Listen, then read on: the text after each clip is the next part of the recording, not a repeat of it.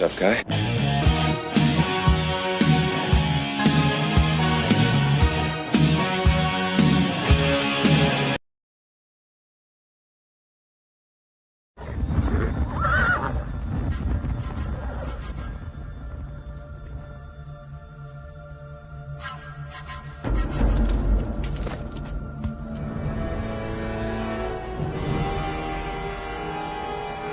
Sons of Scotland, I am William Wallace, and I see a whole army of my countrymen, but they'll never take our freedom! Happy Flat Earth Friday the 13th. How are you doing this evening, brother? Yeah, happy Friday the 13th, Jason. Thank you everyone for tuning in. I'm really excited for the Flat Earth content tonight. Flat Earth Friday, September 13th. Yeah, it's great. We have the opportunity to stream multiple times this week. And, we can get caught up on some of the Flat Earth stuff that we haven't been able to cover lately. And we've got a new character that's popped up, and it's one that we predicted would show up. And so we'll be going through Math Powerland or Boylan, whatever you want to refer to him as. The wizard, right? The wizard. We'll be going through him tonight. We're going to be going through Magnetic Declination. QNFee thought that he debunked our model with Magnetic Declination, but no, he debunked his model, the circular one. And you've got a bunch of other Flat Earth stuff. What kind of stuff is on the plate for people tonight, brother? We had the supposed first, private government new NASA, which is SpaceX funded program where they supposedly did a spacewalk. Ridiculous. We're going to look at that. Some David Weiss content. The stuff that this guy says, you just got to be the most, brain dead, the craziest person with no ability to reason or to investigate anything. If you truly follow David Weiss, really what it is a humiliation ritual. David Weiss himself has been leading one of the greatest humiliation rituals of all time. The clips just pile up. We could cover David Weiss all the time. Everything that he says is so bad, but it'll be a small clip on David. Math Powerland, who was the hip guy, the guy that, wasn't exactly about models. He was about destroying the fact that the earth was a globe and that all of our evidence were actually paintings and CGI. And he went completely crazy and then disappeared after the hit piece Behind the Curve, right? After he'd had this nonsense thing where he wasn't going to get the contract agreements that he wanted. So he wasn't supposed to be in the movie. Then a large section of it was him. And then he disappears in South America, but now he's back and nothing has changed. What did we get? 10 seconds of Will Doofus's conversation in a call out of an hour. It was just ridiculous. I don't know if anybody on the other side of the screen has heard this call.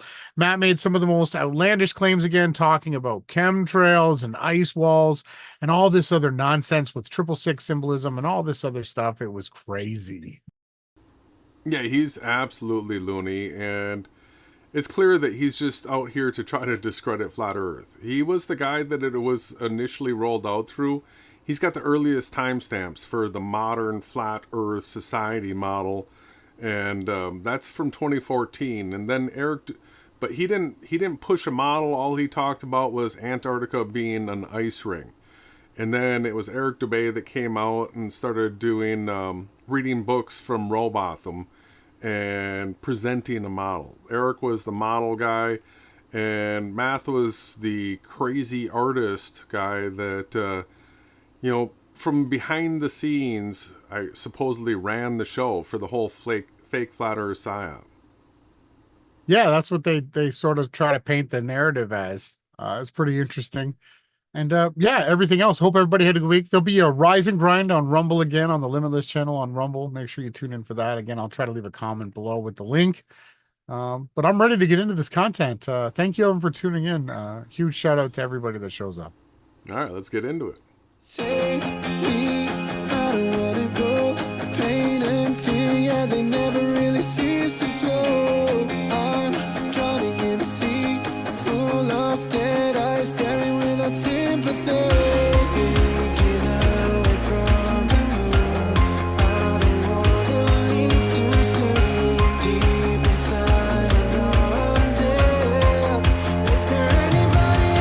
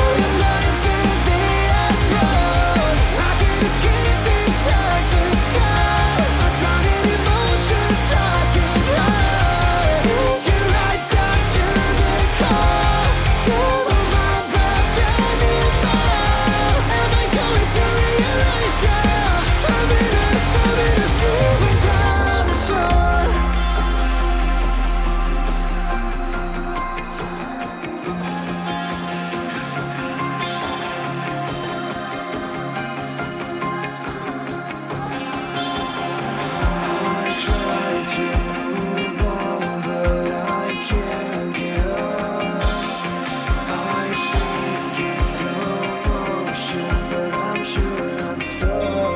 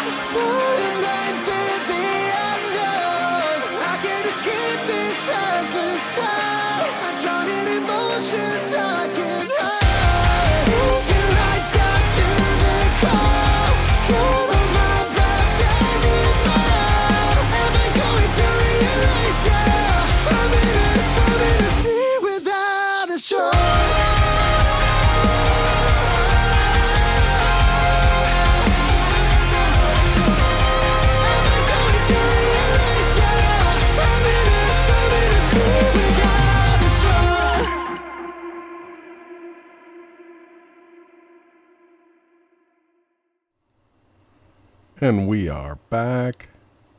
What a tune that was. Trying to get the energy back up for this Friday. That's what we're trying to do. That last song there was Right Now with their brand new song, Our Mirage. And not to be outdone, the intro track was actually called Wax Magnetic, right? Performed by Tiger Wine. So thanks everyone for tuning in. Again, we're always trying to find you new and good music. And sometimes, you know, the genres change every now and then. We're only able to go with certain kinds every now and then. Let me make sure I got the right tabs up on the screen.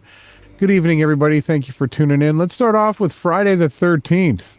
Does everybody know? I guess that's going to be my way. Does everybody know that the Knights Templar are actually a real secret society that have ruled and controlled a lot of things to do with this realm for a very long time? Yeah, they're one of them. Right. Priory of Sion, the Jesuits, the Freemasons, the Rosicrucians, the Knights of this, Knights of that. They love their the whole knight thing. They're really into it. They're not so Freemasons, right? Kind of, right? So it says here it was not so good of a Friday, actually, where the bad luck was in France. I guess the French authorities arrested hundreds of members of the Knights Templar back in October 13th, Friday, October the 13th, 1307. That's where you're getting the Friday the 13th type symbolism here. But it's not just superstition. They don't like it because it's when justice actually came looking for them. Yeah. I wish every day was Friday the 13th myself, actually. Yeah, why not? I'm with you on that. So here we go. Let's get into it. Flat Earth Fridays. You showed up for the content you're not going to hear anywhere else. Here's David. You got to be careful. He has a degree in hypnotism. He's got a thing that just like light that just swings back and forth up here. He's got a spiraling logo that just spins like this. Everything about going deep inside the rabbit hole, which you don't want to do with David, is wrong. He's been in the leader of the greatest humiliation ritual of all time played upon mankind was the nonsense that this guy says. This might be the dumbest thing I've ever heard David say. You guys ready for this? I might not be. I don't know. I've heard him say some really dumb things. It's a pretty good setup, right? Happy Flat Earth Friday the 13th. Jason and everyone else tuning in. Here we go. Check out the leader of the fake Flat Earth humiliation ritual, David Weiss. No audio. I mean, should I slow it down? Did you hear what he just said? Did I have it too fast? That was a normal again. Let's play it again. There was no audio. No audio? Let me do the screen share again. Hold on, everybody. Unbelievable. It's like Jaronism is trying to start to run our show somehow. No, Jaron, you're not allowed. We like to do things correct around here. Someone's calling out Hibbler in the chat. Yeah, good for Sean Hibbler. Here we go. Okay, let's do this again. So this, I think, might be the dumbest thing I've ever heard David Weiss say. But I think whatever it is that's blocking the sun is not in front of it. It's behind it. What the fuck did you just say? But I think whatever it is that's blocking the sun is not in front of it, it's behind it. What the fuck did you just say? Pardon the language. So 90% of the time, I have no idea what the fuck I'm talking about. I mean, come on, you guys. David Weiss has gone out and said that whatever it is that's blocking the face of the sun here, he's saying is behind the sun. Behind it, yeah. Hear that again. But I think whatever it is that's blocking the sun is not in front of it, it's behind it. What the fuck did you just say? 90% of the time, I have no idea what the fuck I'm talking about. Absolutely true. And we know he said some other things. That British guy showed that a bunch of the words that he was using, like I said, pardon the language. I didn't make this content, but I wanted to share with you so you could see how absurd it is that the humiliation ritual that's been taking place. So whatever it is that's blocking the front of the sun could not be on the behind side of it. So they just say the dumbest things, and they expect if you believe it, then you believe it. Here we go. This is how they explain Earth's curvature, right? Each dot degree is 1 degree, they say, of angle, lean. What do you think of this, Jay? That's what Jaren's going to show you. Home Depot's like this, right? Home Depot Earth.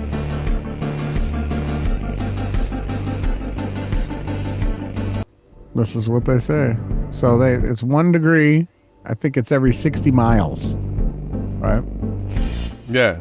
So supposedly when you zoom in like this, the only problem is that, you know, we're not that far away here, and you can clearly see, you know, huge amounts of drop right in this diagram right here. Even in this little section here, you can start to see drop, right? So even their models where they're trying to show us, you know, oh, it's really a flat ball, right? Well, level means flat. If something like a boat going away from you is being obscured from the bottom up because of curvature, right? Everybody knows that happens right within a circle of sight, right? So just go up in elevation and you'll see what it is that has gone behind the horizon again. Absolutely. That's what they're trying to stay. They're zooming in here, and that's what they're trying to say is why you can't see the curvature. Have you seen this picture? Everybody tuning in. Good evening. Happy Friday, September the 13th. This apparently is the most up close and high definition quality picture of one of the moons of Mars called Phobos. How about that? Look at the crater on Phobos. Look at the way that everything's falling in, I guess, huh? Yeah, it's pretty fancy. It looks like it's made out of metal and rusting, and it's got craters in the metal. Patina? Yeah, some craters inside of craters. Right? So this is supposed to be Phobos. It's supposed to be the moon on Mars, right? I guess Elon wants to stop here. So the biggest news of the week was this whole Polaris Dawn flight, where they had the supposed first amateur spacewalks here. Furthest from Earth that humans have been in over 50 years. And they're calling it private, which to me is just really absurd. Again, another humiliation ritual. Everything that Elon Musk does and has is funded by the United States of America's government. Why do you think Trump is pushing Elon Musk so much? Why do you think Starlink and everything that you see connected to it is connected to the government? SpaceX, Tesla, all of that. Government subsidized. Yeah, well, doesn't he launch from the same pads that NASA launches from? Yeah, you must have to rent a spot, right? In the Cape. It's just so ridiculous, okay, for anybody to think that. So here it is, that flight here, early Thursday morning, 7:58 a.m. Eastern time. They make sure you know that. The Polaris Dawn crew successfully completed the world's, they're saying, first spacewalk. So we've gone backwards in time here. They took off, flew to the moon, right? Landed on it, took off of the moon, you know, met back up with a spacecraft, then flew back to Earth again. Was that 1967? They did it the first time? Or was it 69? And then they stopped doing that in, I think, 1972. Yep. Right. So it's been since then, but now all we're able to do is supposedly get up above Earth and come out of the capsule that was been on the top of a rocket. It says here, shortly after arriving in space, they call it, on Tuesday, the crew began a 2-day pre-breathe process designed to prevent decompression sickness. I guess Seth that went down to South America knows all about that, while also preparing the crew for the environment inside the EVA suits by gradually lowering Dragon's cabin pressure and increasing the oxygen concentration, they say. Then on Thursday, the crew donned their suits and initiated Dragon seat rotation, right? Suit tear. And the heads-up display on the helmet camera checkouts. The 106 supposed minute spacewalk officially began at 6:12 a.m. when the suit pressurization started. The nitrogen purge was initiated and pure oxygen was flowing so-called into the suits. A secondary flow of oxygen primarily helped provide cooling the suits, which would come in handy during the spacewalk. So what, it gets hot where it's absolutely frigid? There's like no heat there. I guess when the sun comes out, they state that it gets super hot, right? And they did it at night. So there's that. Well, it was in the morning, but the Earth was spinning away from them while where they were. But it was supposedly in the AM morning in the eastern coast of the United States. I guess his name was Jared Isaac Man.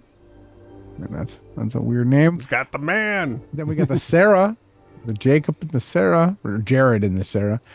And then the pilot kid. They just all kinds of weird stuff. Here's some quick shots of it. Let's get to the footage. I mean, come on, you guys. Just never ends. So here they're calling it the first ever spacewalk. And here we go. Here we go. Hopefully we see it. Yeah, hopefully we see it. Yeah. The hatch is open. Turn it down. Yeah. SpaceX copies. Hatch open. So they didn't even show them opening the That hatch. is fantastic news for those that. SpaceX EV1, I'm looking at the seals. Initial view looks pretty good. I don't see any bulges or indentations. No bulges. Copy. Report. Another man about to turn blue. This is supposedly it. Like, where's the camera filming all this? Mm-hmm. I mean, why do we have an animation on the screen? Yeah, that seal that you just heard him talking about, it's such a Why? important And then part behind for them the they end had of the EVA, capsule. right? Here's So the that when capsule they right close here. that hatch again, you get a good... The hatch. They got They don't- a fake crowd here. Everybody in their screens. They don't have the tech to have a camera. Oh, and then everybody has to start cheering. Yeah, they don't have the tech to have a drone or something out here in space filming. Just a camera so that it could be showing us the view as it was of Earth as it was going by, right? The 24, just the view of everything. They should have cameras all around them. The capsule should have cameras. So they've got the fake crowd again for subliminal programming to accept it into people's subconscious minds. When they hear cheering, they know that the herd will follow. Follow dragon, it says here, right? Follow dragon. And for anyone not to think that this was NASA, or to say this was private, you've got to be out of your mind. Like, this is the exact same principle, identical to NASA, just better. And NASA, they intentionally do it bad. So here we go. So before this thing was up in the hole, now it's down here. I guess it swiveled down, right? And here they go. This is going to stall it open. So these suits are super pressurized. Everybody, like, if you knew the actual amount of force that was pulling apart at this supposed altitude, actually, we don't even have any actual true measurements of anything 740 kilometers. Well, yeah, if there's no pressure outside, and sea level pressure is 14.7 pounds per square inch, I think if you look at the stats there, they pressurized the suits to like 4.8 psi or something like that, which is less air than there is at the top of Mount Everest. So these would be some severely oxygen deprived people if you know, even under 10 psi is like Seth knows, when you go to high altitudes, there's not enough oxygen. People will get sick and Severe migraines, dizziness, unconsciousness, death, a lot of things. So we live in what you could call the Goldilocks zone of creation. You can't go too far in either direction, but you die. There's a reason why there's no outer space. There's a reason why there's no cities at the bottom of the ocean, right? People don't show us the edge, Ronnie, right? Or it's a sphere, but let's continue. There is our first view of the forward hatch. I'll keep showing Wide the open edge, space. We got everybody's got to. You got to come up with the true term of why they have to fake celebrate all the time. This doesn't look pressurized to me at all. This is a joke again. Clown shoe. If we were to watch all this carefully, but we're not Jaredism. If We don't you watch just jumped NASA. in, we are 38 minutes into today's spacewalk, and the hatch is open on Dragon. First view from a helmet cam. Helmet cam view now. Here we Looking go. out. Dragon SpaceX, we see it stalled. EV1 is go to continue. That POV. You're going into outer space That to structure see you the see sphere there is- Earth for the first time, everybody. And then cheer everybody. What is it? Is it frozen? What is going on? Oh, it's a private space company, right? So they're allowed to have this. Transition back from under the display. SpaceX copies, we're with you in your helmet cam. Oh, there we go. Action. Once again, People this will say helmet he's in a cam pool. will- I that don't structure know. we see is the Might just be in a spacewalker. studio. This is Jared now egressing through the forward hatch of Dragon Resilience. Egressing. So, you know how many kids are being absolutely mind controlled? Just mind controlled by this. I can't even imagine, like, my poor heart for these kids. I thought space was real too, but when you The deep first dive, views there's no evidence. The of first, the first ever commercial spacewalk. so they're calling it commercial. I mean, it's still taxpayer government funded. It's not commercial. I'm at the bottom of the mobility aid. Same crew. Progressing. I have a feeling the crowd is about to go wild. How does she know? We got Polaris right here. Good call. Approaching the top of the mobility aid. So here it is. Supposedly that is your sphere Earth. There's the curvature, Jason, right? That's what they're going to say. We got some land in the shot too. I'm sure that somebody will figure out exactly these lakes, what it is we are looking at here. But here he goes. I'm going to crank it up when he starts talking because it's important for everybody to hear. Back at home, we all have a lot of work to do, but from here, Earth sure looks like a perfect globe. From here, Earth sure looks like a perfect globe. Why would he come up here and say that? Isn't it fatter at the bottom? I mean, you know how many different renditions I've seen where they've shown. Isn't he supposed to say it looks like a perfect pear? Well, I mean, I've seen it like a smashed up like potato. Yeah. I've seen so many different things because there's no way it would be a perfect sphere if it were. Okay, let's do it again. I mean, There is our first view of the so all of the mind control, all the money, all the faking, everything they do is just to bring you the sphere. So the whole reason that they went to the moon in the beginning was to turn the camera around on the way there and take a photograph of the ball Earth. forward hatch, wide open to space. Right? I know Just jumped everybody in. should We are understand 32 that. from a helmet. Is go to continue. There is SpaceX EV1. Everybody's The clapping. spacewalker. Here goes. Bottom of the mobility aid. is about to go wild. Zworst is right. They shouldn't be able to bend their fingers. The arms should be super rigid with that much pressure, pushing outwards, trying to push in. Absolutely. So he said hundreds of PSI. EVA, You wouldn't be able to bend an arm, but you just 14.7 PSI. That's per square inch. There's 144 square inches per square foot. Yeah. That means per square foot, there's 2,116.8 pounds. So every square foot, if you look at a 1 square foot piece of the material on his chest, it has to be carrying 2,116 pounds of pressure in the fabric. That's a lot. Yeah. SpaceX. Back at home, we all have a lot of work to do, but So back at home, we all have a lot of work to do, he says. from here, Earth sure looks like a perfect globe. But from here, Earth sure looks like a perfect globe. globe. I mean, that everything right there, that was the money shot. Then they go on to do this awkward bouncing stop animation footage thing. People are saying, nice motorcycle helmet, buddy. Like oh, and the sunset.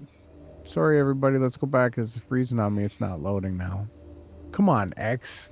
You got all these satellites. Supposedly you can get internet everywhere now in the whole world, on planes and boats in the middle of the ocean. And it's got to load like this. Come on. Now it's going to be off the time. SpaceX, get your... So the sun set while he was up here. Where they were breathing increased oxygen. We just started off, we'll turn her down. It started off with the sphere Earth lit up under him. And then not very long after that, boom, it got dark here. So you get the Terminator here, right? There's the Terminator. Let's just go through. He's doing the walk like Egyptian dance. There's the astronaut. Yeah, he was doing the walk like an Egyptian. They were just jumping around. So now look at the Terminator. So now it's completely changed here. Like everything they were doing is just ridiculous. They just bounce around. He kind of holds on to the walker that they've made look like some kind of railing. It looks like someone's walker. It's like they're traveling away from the Earth here. Right? Not the Terminator. Supposedly the Earth is spinning that fast too. Get it? Like that's some fast stuff, you guys. We're talking seconds, the Terminator. So this would make it like the daylight would be over and you know, it'd be daylight again in an hour. How fast it goes here? Well, that's because of the speed that they're traveling. Look, there it goes. I do my spacewalks at night, right? Yeah. And because no stars. Because why would you do a spacewalk at night and just stand out in pitch blackness? You could stand in pitch blackness on Earth and see nothing. Yeah, I mean, it's the stupidest, dumbest ever to pick a time to do a spacewalk, the first ever, you know, commercial spacewalk, and you do it at nighttime, looking into the blackness of nothingness of anything. There's no reality around you. There's no stars. There's no Earth below. What kind of demonic, satanic humiliation ritual is this? And even though they're supposed to be high enough that the sun is on them still, it's not. There's no shadows. There's no direct sunlight shadows. No, like, the lighting is just crazy here. Right? I don't even want to really get in. Like I said, I don't want to be like Jeranism. You know, the people that are constantly showing you NASA stuff, they're working for NASA. Did you see how their helmets flip up when they did their intro? They just touch them and flip up. Yeah, like a motorcycle helmet, right? There, they're getting back into their positions. They're gonna close the door now, and then repressurize. Probably takes another few days. Oh, here he goes. Are they gonna show it? Clowns, man. Everything they do is just ridiculous. I would like just to see this thing at the bottom of a large pool, and I would like them to show me it work with no water getting in and them surviving. Oh, he went back up again. Did you see that? He wasn't done yet, everybody. Come on. So what happens when somebody gets an upset stomach from this? They're in these pressurized suits. Do they have to come back inside, repressurize, then they go to the bathroom, then they put their suit back on? I don't know how they do that. I mean, this is it? This is all they showed? This was a joke. They barely showed anything. And supposedly they're back into the capsule. That was it. They're going to fly back to Earth and land on, of course, I Still Carbon Love You. dioxide they're exhaling too. Right, out in the ocean. Red's Rhetoric will probably film it coming down. Him and astronomy mutt. That's it. The majority of this thing was CGI, right? Because NASA doesn't have any cameras or any way to film anything out there. So that was it. There's some funny clips. People are just mocking the daylights out of it, right? Look at this. What are they doing? Tell me, what are these people doing? Are they dancing? Spacewalk? What were they spacewalking? Were they fixing something on the outside of the craft? Like, no, this is a tourist trip. Oh, because they're rich people. This was a tourist trip. Okay. Yeah, and then we get this stupid picture. SpaceX adds another amazing shot to the history of spaceflight. These two things. I mean, you got to be an idiot to think these are real. I mean, come on, people. Here we are, 2024, almost 2025. Starlink can provide broadband, high-speed Wi-Fi on airplanes, cruise ships, on the oceans, and just about anywhere here in the realm, they're saying. The U.S. government approved billions. The U.S. government approved billions to subsidize high-speed internet in rural homes and businesses. Starlink could provide that, they're stating here, for $1,300 per home instead of a whopping $100,000 per home. Starlink says they can do it for $1,300. They say the cost to dig trenches to run the cable is what costs. How much did they say again? The government billions, 886 billion over 10 years, but the Biden administration pulled it. So they were approved. So Starlink, Elon Musk, the Dawn, everything that you just saw is all government paid for, but they're pretending like the Biden government shut it down. And that's why you got to vote in Trump, because Trump's going to send Elon to Mars, right? Yeah, that's what they say. So it's $100,000 per home for the fiber optics. And Elon Musk says he can do every home for $1,300 each. What a deal. And that's why Trump's saying, we're going to put Elon in charge of the money. Look at this trending right now. Get the out of here. Masonic. Come on. This one says, wait. There is no Earth. I mean, anybody that missed the beginning, they turn it on and seen these people spacewalking in the blackness of nothingness. You thinking to yourself, hang on a second. Where is the rest of the universe? No, just... They did it at night. Black. Just stand out there in the black. Get out of here, everybody. Way to go. Elon Musk. Here it is again. If you didn't see this, did it in the dark. Single-handed mobility. Really cool to see one of our single-handed mobility. Awesome. This is what they've done. Woo! There's them climbing up there. How come you didn't just push and float out? There's people on here like, do you think you could do this? Are you brave enough? Would you be able to do this right here? Would you have the guts to get out of here? Does that say bafflement or be honest? I couldn't see. I mean, emerging Copy, from... review and test matrix 1, watching from the nose cone. Watching from the nose cone. Like, what is he doing? That's the Egyptian part. Do we really have somebody up here acting like somebody that's disabled or that can't control their arms? Is this what kind of a joke is this? I think this is supposed to be a part of a checklist where he was checking his mobility. So he's supposed to bend his wrist like this and make it look all like he's disabled? Yep.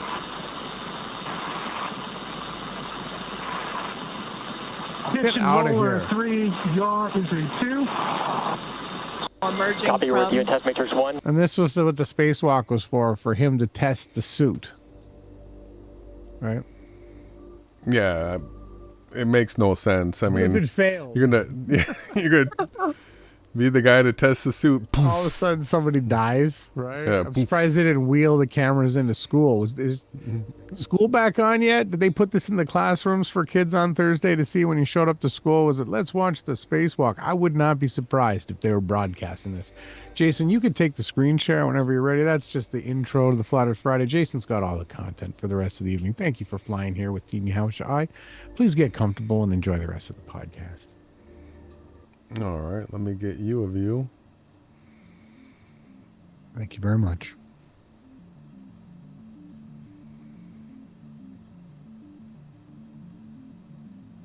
And we will move into a math Powerland segment here. And so everybody, math has got this channel. I gotta make it just a little smaller so you can see it. It's called Math Powerland. He's got 2.79 thousand subscribers. I just found this channel a couple days ago. We can take a peek and I'll show you some more stuff about math. But this is him calling Will Doofus, all right, about the final experiment. So when we saw Pat CIA Steer show back up, and then we saw Nathan Thompson show back up, right away we were saying, all right, well, who else is going to be showing up? Because this is going to be the end of the flat Earth PSYOP, the pressurized pizza dome.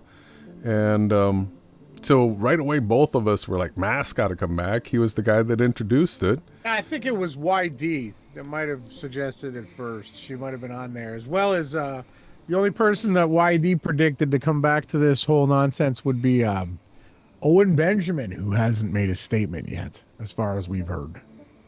Yeah, so there's a couple other guys that, you know, where's Jesse Spots? Where's Rich? Who was that guy? Mr. Thrive and Survive. There's lots of channels that are gone now. 4 of them supposedly dead. 4 of them supposedly gone. But Math is back, and we'll see who else shows up. Now, Math is crazy as ever. This is a 52-minute long, 48-second video that we honestly think that Will Doofus's speaking part in this is actually probably less than 20 seconds. Right? I mean, that would be pretty generous, I think, to give him 20 seconds in this thing. So we've got it sped up a little bit. He just rambles and rambles and rambles non-stop. I mean, like 52 minutes plus of this is him just rambling to Doofus. And Doofus isn't responding with other than like a yep, maybe, I don't know. We'll go through maybe like the first 20 minutes of this. And maybe do a little bit of jumping around, and we'll do some word searches. But I just want people to get an idea of what Math is like, and just how crazy he is. So let's start watching this first 20 minutes or so, and stop me anytime that you want, brother. We'll interject on this. You got 3 zeros and 2.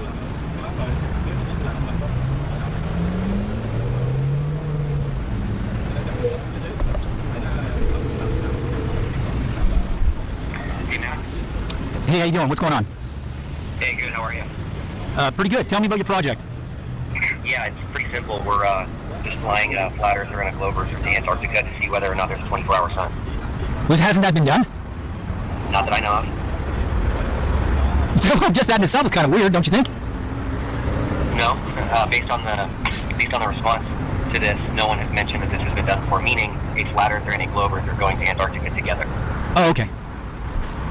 And so, what does it prove? Well, if there's a 24-hour sun, we live on a globe. If there's not, we live on a flat earth. Well, I just find it strange because, like in 2000, I think it was in 2016, I was like making fun of the fact that there was like no time lapse of the midnight sun in the South Pole, and I was kind of like really raking it over the coals over and over again, laughing. And then finally, one was produced on camera, and it went through forensic. Adobe and Adobe Photoshop and Adobe Premiere, and it was After Effects. It's like a solar spot with just like After Effects, and so that was it. And I found that was strange, and then it kind of went away. And then now, just recently, they said that the temperature in Antarctica is 50 degrees warmer than normal. Now I'm gonna repeat that. That's 50. Now I don't know if that's Celsius, which is a lot, or even Fahrenheit. I just want to point out in Jaren's stream that he was just doing. They're talking about this 50 degrees thing. This is an article that was recently released, and this is supposed to feed into the fact that they supposedly have sun simulators now, and they're heating up Antarctica with their sun simulators. Right. But that is an incredible increase in warmth during the Antarctic's summer. And so I saw your project, and I thought, wow, I wonder if the two people who just built suns are going to be testing out their artificial suns over Antarctica, because Germany and China both have a slice of Antarctica. So I'm like, you know, you're going to get caught in that mire. And when I found out about all this as an artist and photorealist, I always kind of questioned it. But then somebody really put it to me and told me it was flat. And I was like, and as a photorealist painter, my first response was, well, how do you explain all the pictures? And he right away just put me in my place and he said, Matt, those are like, you're a photorealist. You think those are photos? And then immediately, in my mind, I just went through every Earth, every time I've ever seen it, because I've only seen it on a flat piece of paper. or the little toy globe, which is even more unrealistic.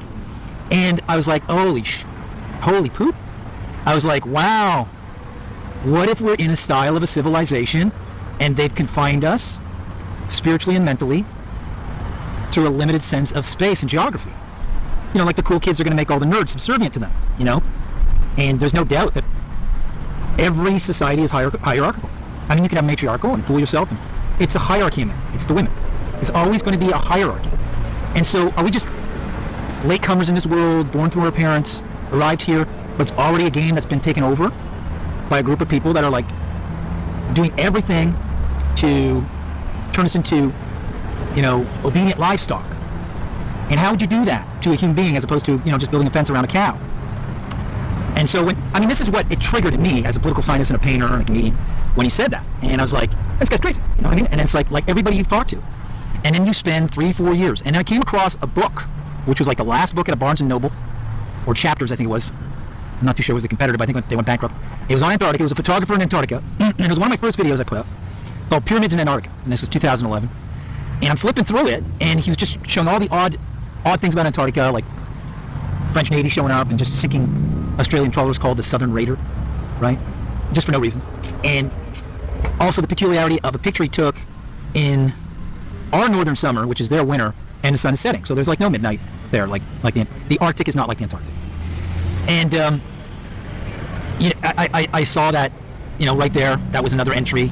And I mean, in the beginning it was a show where I was going to be like, okay, I'm going to push this and see who's going to stop me with this routine. And instead of people just accepting my challenge of my routine, he calls it. So he says that the whole thing that he's been doing is part of a comedy skit and a routine, and that this is his intellectual property, and that he's the king of this because this is his bit. Proof. The way the world reacted was the way the world would react if it was indeed hiding it was flat. And it's very simple. And the goal of the whole challenge to find out if it really is indeed a globe, because the globes are all like, they don't make sense. The one from Apollo, they claim is a photograph. Just to go on here. So there is a huge concerted effort of hiding stuff, right? And that's the fact is that you can't get high enough or low enough or in a correct position to make out the entire shape of where we live. You can't. Right? So yeah, huge go ahead. Even from 250,000 feet, when we look at GoPro footage, we'll be able to recognize an area of land that's less than 100 miles wide. Right, so that's 250,000 feet is as high as they can go with high altitude balloons before they start to pop, because there's no air pressure at that height. So you can't fly any higher than that either. So everybody, wait, there's your reason. There's a huge concerted effort or a conspiracy to hide the fact that you can't actually get out of here, nor can you take a picture of what it is, right? And then that is why there's so much effort from cradle till grave. The propaganda gets pushed right down to people having the spinning solar system in their cribs. So not only that, but then you have it down to the modern day Will Doofus and his final dichotomy that he's running, right? So this is the reason. Math is pointing it out, but he's not taking it to the bigger picture, as they're actually hiding your entire reality here. It's got all of Africa in it, which implies the other half of the sphere has to contain enough on its sphere span, which is half of the sphere, for the length of Russia, the length of Canada, the Atlantic, and the Pacific. So it's game, set, and match on the Apollo picture, because when you look at the sphere, you see half of the orange.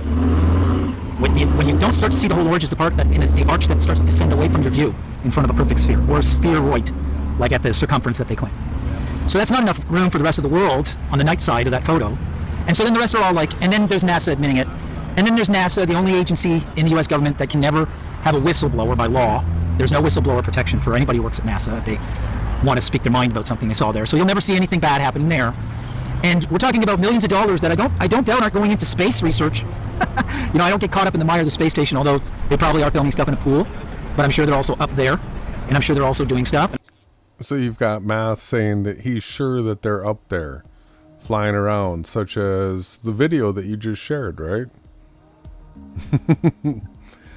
Math is not a flat earther, everybody. He's a NASA shill. And I'm sure they're also traveling quite great distances. And I'm sure they're creating a platform, you know, a Skynet and stuff like that. Skynet they're building up there.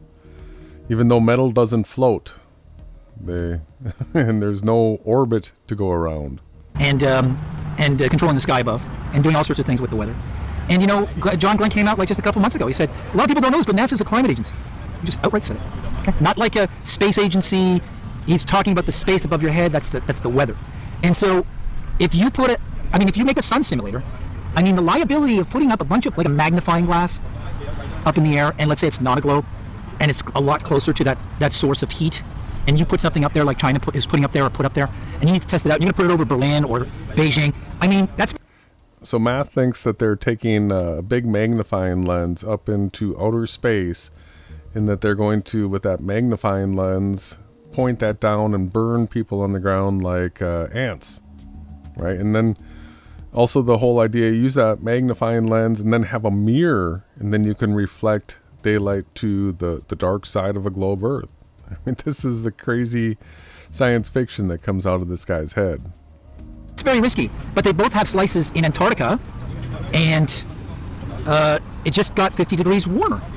So are they testing it out there? So you're going to run into that, and the ultimate goal of this whole thing was the scientific method is not applied with space. Not everybody can do the measurement of seeing it's a globe. Like, we can't all go up, and they keep faking they're going to bring us up with space travel. It never happens. It goes in 10 to 15 year cycles of height leading up to, only this high, and not everybody. Or COVID shows up before everybody at Blue Origin and SpaceX is having their joyride. You know what I mean? Then COVID shuts everything down at NASA. So there's always these like little things that are going on now because the pressure's on whether or not it's a globe. And I'm like you, I want to finish this. And there was two. The first one was, it's 6 scientific teams or 6 scientists that don't know each other, that are not colluded, that are not connected, that are actually competing. And they're given the same hypothesis and the same criteria and the same measurement tools and the same material to measure and study. And if all 6 of them come to the same conclusion, then you have your fact. And then everybody else can replicate the experiment. We can't do that with the globe up in space, but we can do it with Antarctica, and that would be 6 different entry points of 6 competing teams, all crossing that central pole, like in the North Pole, the true pole, or the magnetic pole. And magnetic pole. Let's talk about that later. We will, right? Put their flag, and then they go out, and they all come out wherever they're supposed to on a globe, and everybody went crazy. We said that that's how they were going to debunk the flat Earth. They were going to take an expedition and they were going to cross Antarctica, because this is what Powerland has been saying, and this was his grift. And then it would only take the right amount of time. Well, you can actually do that. You can fly. I think there's an excursion for $600 or $500. You can fly across it with the team that Will Doofus is going with. Right? I can't believe they're not crowdfunding to do that, but they don't want to hear our suggestions, right? We had suggested they go to the South Pole and film the compass spinning around, right, while they walk around the South Pole. And the other one would be, why aren't they crossing it? Yeah, and these are all straw mans, because Antarctica is not an ice ring that surrounds Earth. I mean, that's the false presupposition, right? It's exactly the shape that they've mapped it to be from the flat Earth while sailing around it. And that's the other thing, all these extra lands and all this other theories that people come up with, people have explored everything. Now, sure, there's islands in a lot of places that they hide where regular people don't go. Absolutely. You think Epstein Island is the only one? Yeah, no, it's the South Pacific. There's probably a bunch of islands there that are not on maps. But the sun travels at its speed, and it crosses your head every day, and that tells you how wide the realm is. That's your width. And that's it. I'm sorry, everybody. That's the area we've been granted to live in, this beautiful garden. And we could fit the whole population, which isn't 8 billion. They say it is, but apparently those stats and numbers are being hugely inflated in areas like India and China.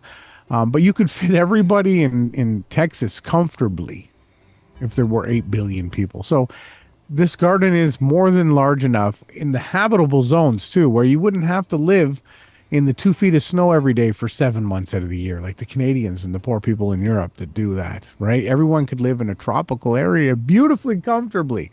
So it's just this mind control system that people like Math Powerland or Boyland, or the Wizard he calls himself, have been running against mankind for the last 6,000 years. The psyop inside of the psyop, the guy that's supposedly calling out the truth, has really been leading the flat earth down the drain. And you got Doofus, and you know, I can't even believe he sat here and listened to all this. He didn't even like chime in and say, hang on.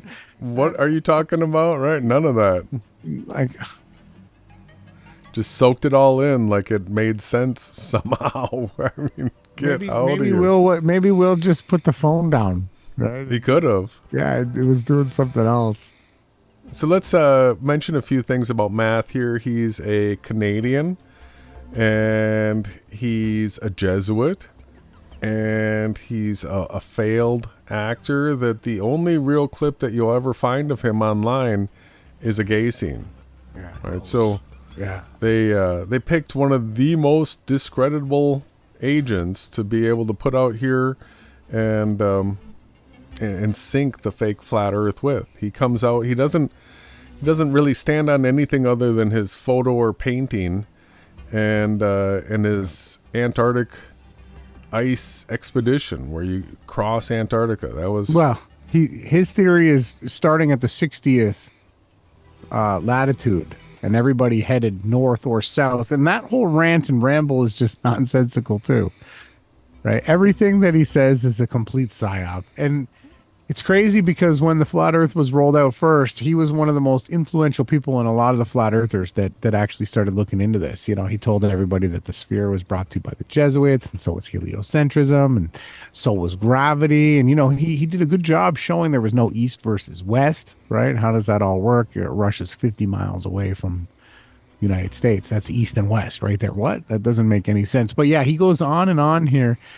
His rambling, you know, and then they always claim they can see too far, and you'll hear all the regular shill moves. Yep.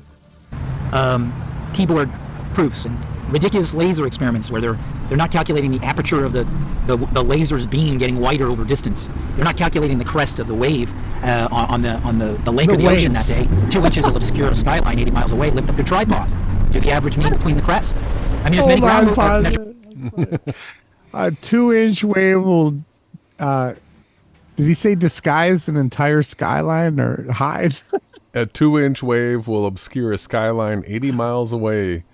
He says, lift up your tripod. What nonsense is that? Everybody, that's one of the stupidest things I've ever heard anyone say, okay? It's yeah, if you've got your camera down at the waterline, you're going to see something like a boat disappearing in way less than 3 miles, because even at 6 feet, you know, it's 3 miles. So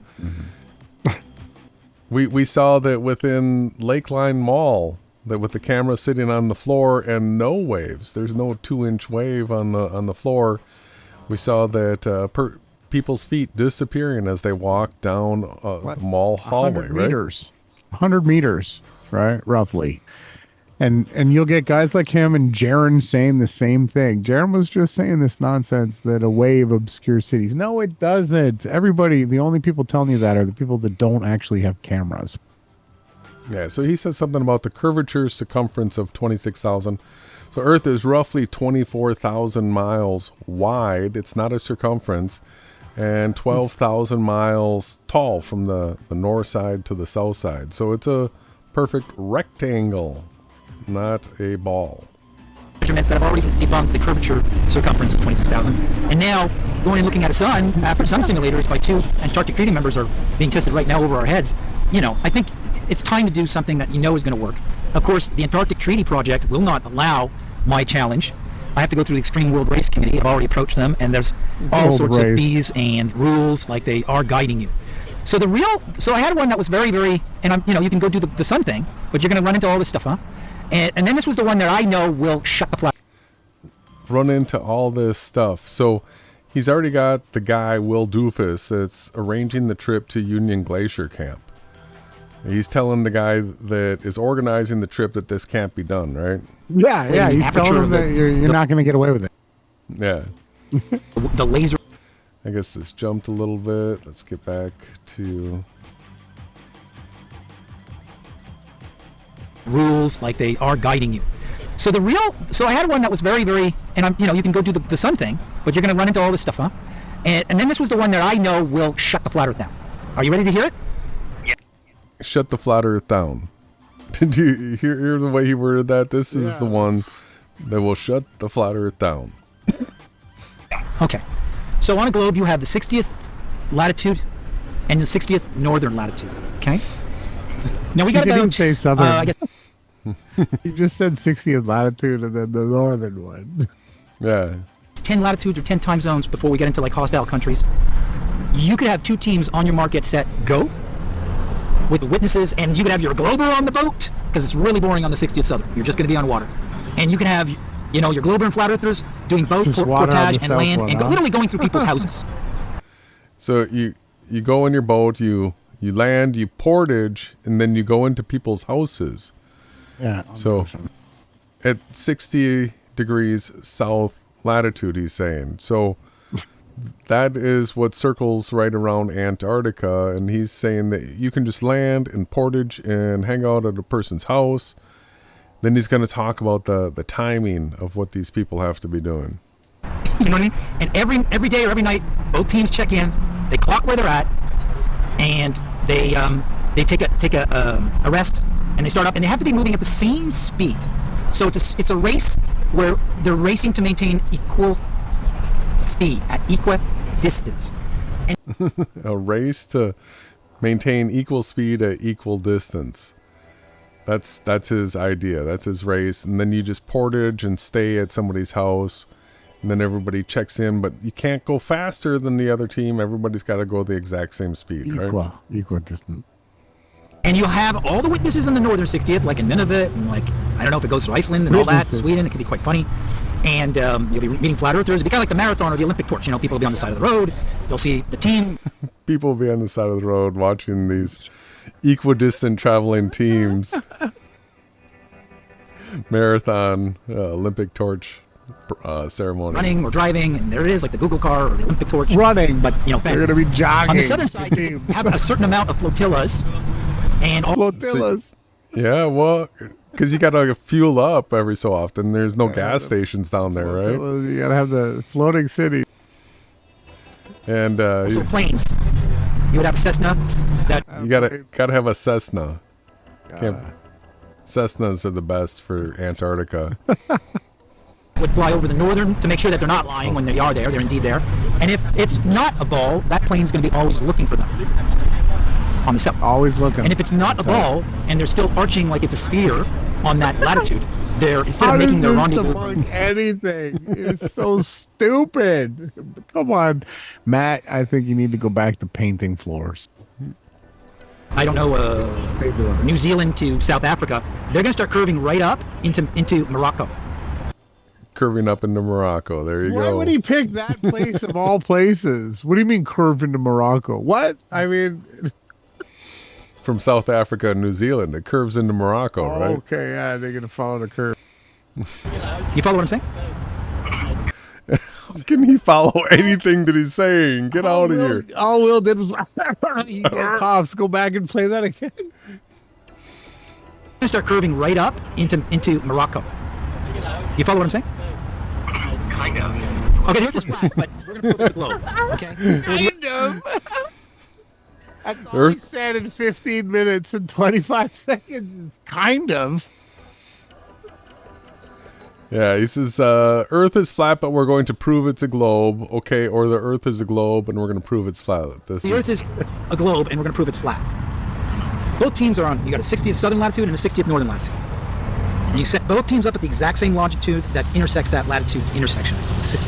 Say it's somewhere in New Zealand in the south, and somewhere, a little south of the Barren Straits of Alaska or between Russia, okay? Or something, or in Siberia, okay? And now you're going to start moving at the same rate through communication. We got telecommunications devices to do this. We got phones. We're like 30 minutes out of Austin, and until recently, we would lose cell phone coverage going home, right? Mm-hmm. No, we got Starlink. Starlink what? now. Starlink. Yeah. The whole realm is your Siberia. line. If you got the Starlink receiver, you can. We're hooked up now. Everybody, don't worry. The two witnesses will have internet everywhere they go. Thanks. Now, I put this out, and everyone in the flat Earth that's like everybody suspects are plants. They're to like do controlled failed experiments that are like throwing up the exhibition by saying this nonsense of an ice wall. I don't believe there's an ice wall. He doesn't believe there's an ice wall, huh? His whole thing has been the Antarctic's a ring around Earth, but he doesn't believe there's an ice wall. Well, his whole reality was he was the one that really coined the infinite pond theory. So there was ice and then another sun and then another melted out area. That wasn't David Weiss. It was actually David Weiss stole that from Matt. I didn't know that. No. When I saw ice wall pop up, I was like, oh, this is another psychological containment. And also a very cheeky, funny excuse where, you know, when people are going to get all tough about the flat Earth, they'll just go, and people say, well, why don't you go do it yourself? I was like, yeah, there's an ice wall. And so it's this insurmountable wall. So it's a psychological defeatist spell that they put on all these, and all you do is you go, well, what about the ice wall? Yeah, so that's what he said he was doing, using a psychological defeatist spell to put on people by calling it an ice wall. I just like, it's almost as bad as like the cartoon planet that they just found beyond Mars that's like Earth. You know what I mean? It's just another, it's in a fixed finite computer screen frame or a picture from a camera. You can't ever get the 360. The panic that's going on right now with the seizure of Russian maverick billionaires that are building expedition boats in the Netherlands, where they seized all their boats in 2022 during COVID under the pretext of the sanctions against Russia for Ukraine. I mean, there is so much going on at a detailed political level that what you're seeing on YouTube is a sitcom. And it has nothing to do with really shutting it down. Now, if you do both teams leaving on the 60th, just before the 60th, what's going to happen is you're going to have military show up because you're not allowed to go past the 60th Southern, and I don't know if you can the 60th Northern. Like, they might not want you to think that you can't, but they might be showing up with their Corvettes. There will be Russian and American and Canadian Corvettes, right? You were saying, you know, there's a Canadian thing about... Yeah, all the Canadians are brainwashed in fake hoax war, right? And protecting the Queen and all this stuff, fighting opium. More. So they taught us that the Bismarck was sunk by a Canadian who blew up the rudder using a Corvette jet plane or whatever. It was a type of plane that they used, was a Corvette, and the rudder was broken. So the Bismarck just did circles, and then everybody was able to bomb it. And the Bismarck was supposedly going to destroy everybody. Germany was about to take the whole world because this boat was so powerful. So Matt is just re-employing and standing upon the predictive programming that we all received here as kids. Hanging around, and that's great because that's also part of the scientific method. The more the merrier. The more the merrier. Kids. So that's going to be like keep free kids witnesses. away from and this people guy. On the boats are going to film them, and people on the road are going to see, you know, the people on the side of the road. And I think you'll be able to get maybe through about 10 time zones, and it's over. You don't need to do the whole rotation. You'll know if it's a globe. If the southern team is always meeting the same longitude as the northern team, it's a globe. You'll know within 3 longitudes, 4 longitudes. Okay, with the entire triangulation system that I made, and you have enough witnesses and people and instruments to document, it's over. It's a globe or it's flat. And we didn't have to cross Antarctica. And it's over. It's literally over. Well, it's over for you. It's over for me. We find out. It's over. I want to find out. It's over for Will. It's over for him. He's so excited to have this over. Right? He doesn't sound like a real flat earther to me whatsoever. If I'm wrong. But I don't want to go look at like a big huge flash in the sky. You know, in an area where, you know, like where the 2 people that just built fake suns are like testing their sun because of the liability of cooking people. I mean, it's 50 degrees warmer. Where do you think those artificial suns are now? And on top of it, why would they make an artificial sun? Oh, well, let's melt the Antarctica and start mining it. I mean, there's a lot going on with just the flat Earth pointing a stick at Antarctica. That could be the reason why everybody's freaking out. I don't know how much more of this we can play. So, just so everybody knows, Jason's working on a video about the sun simulator.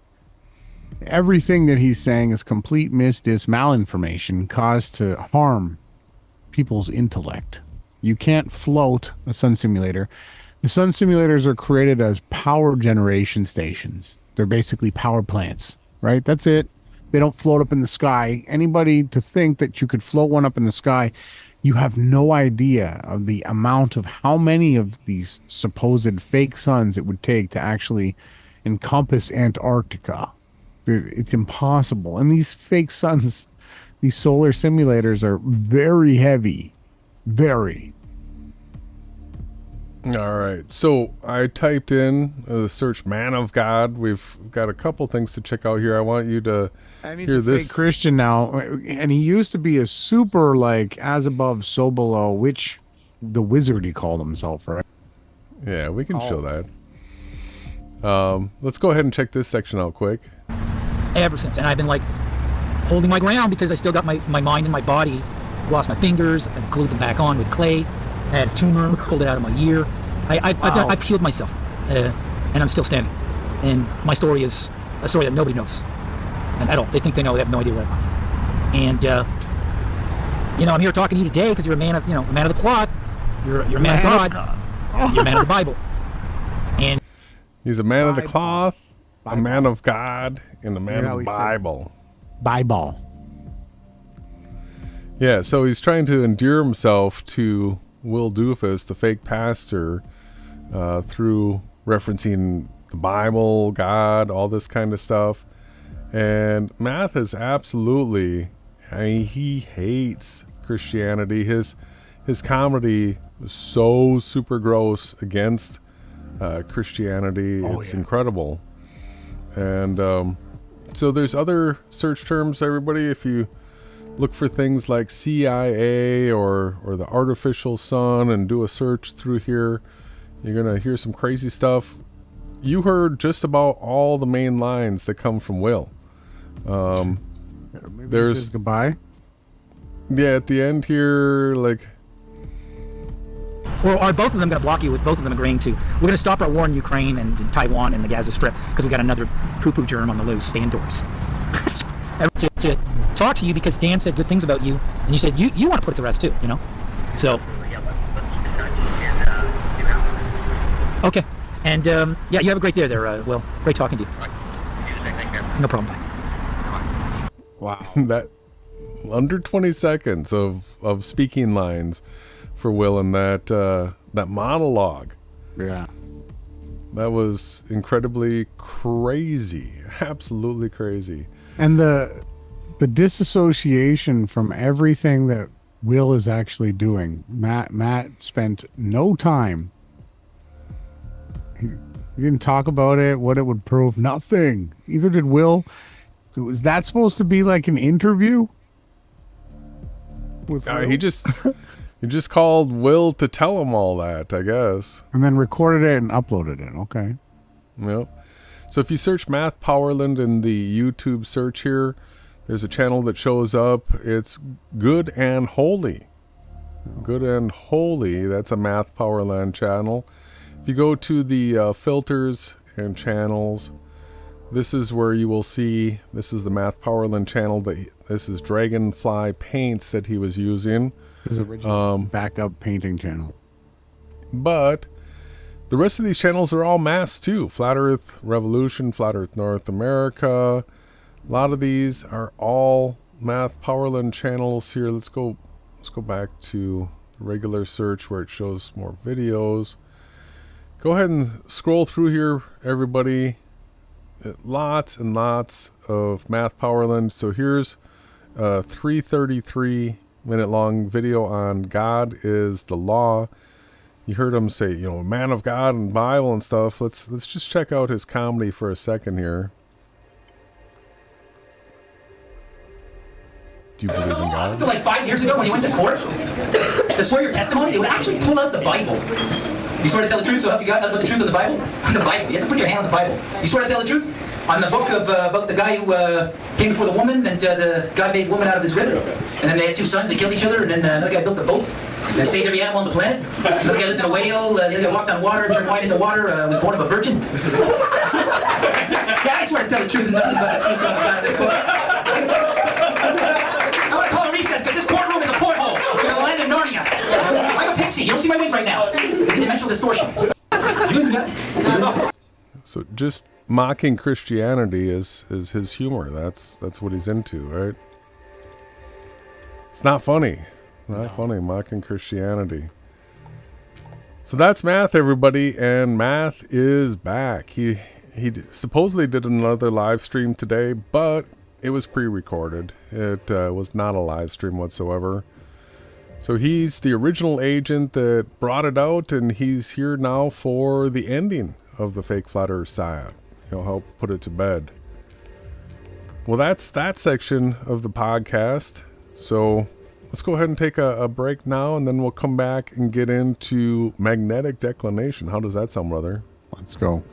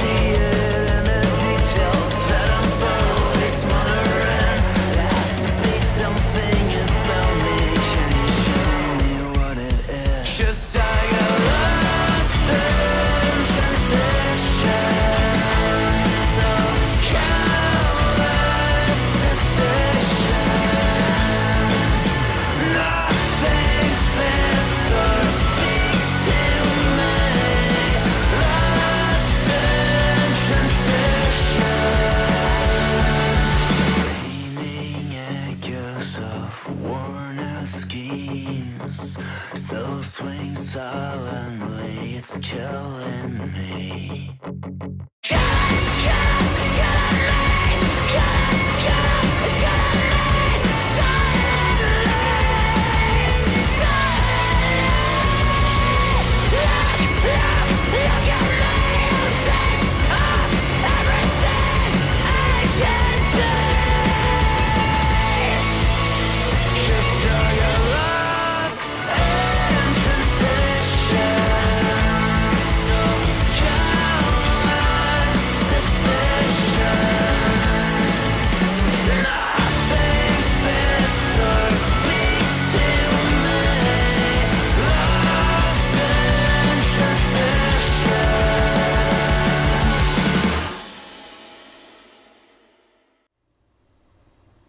And we are back. And I'm sorry, everybody. We just went through a really painful math Powerland video, and we've got another painful video to go through. I'm sorry, but we sort of got to cover it. This came from QNFee about 2 weeks ago. He says, "At Awake Souls, magnetic declination, you say?" Yes, yes, yes, yes. We say magnetic declination. So he comes out and acts like the stereographic map doesn't work with magnetic declination, and we're going to show you that the thing that does not work is trying to do it with a circular map. So he thinks that he's got the debunk on square and rectangular. We're going to show you the debunk of circular, right? And it's really simple, y'all. Super simple. So I sort of got to play some of this in order to set the stage for what QNFee thinks he has against us, and then we'll get into some real easy reasoning, and we've got 3D models and all that kind of stuff that we can play with. And let's see what magnetic declination is all about. But here's Q coming after us here. Stop me anytime you want, brother. Misrepresenting maps. You're making a total mess from maps. You must be a bunch of idiots, and you totally strawman me and Jake, because we don't support maps. I only model up the celestial data on a map, which I think is the best for it. You guys keep strawmanning me and lying about me. You are pieces of shit. Yeah, the straw man is the circular AE map model. We'll be showing everybody that he's trying to straw man us when he represents magnetic declination on a stereographic map. He does it in such a stupid way that he's straw manning us. We'll show you. Oh, you're showing off your new map? The magnetic declination. Well, that was a big jump. Let's go back here. Magnetic declination. According to you guys, you can navigate perfectly on your map. Disinformation agents, they spread misinformation. Look at I want to show this perfectly on your map. Disinformation. So this meme right here, there's only 3 models of reality that can explain day and night. So the first is the spinning balls and geocentrism and heliocentrism, the horizontal circles of the pizza domerism, and then equidistant circles tilted based on latitude. That's the stereographic VR. Now what Q is trying to do is take this path of the sun from the stereographic VR and apply that to a circular map like in pizza domism. And that does not work. You got to have a 2-pole map in order for that to work. And that's what the stereographic has. So you can't use the single pole and then use the sun rotating around like this, and we'll show why. It's because of magnetic declination, right? So let's check this out. Agents, they spread misinformation.